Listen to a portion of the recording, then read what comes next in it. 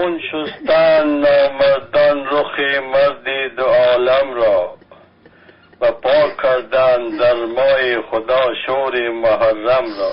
سیاه کردند از دود ستم رخساره گردون، درافکندند از پا قامت عدل مجسم را.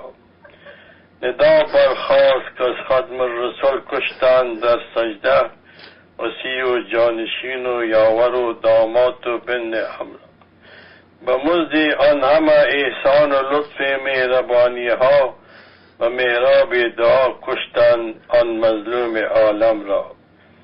مروت بین، فتوت بین، عنایت بین، کرامت بین، تفقد می کند باروی خونین ابن ملجم را.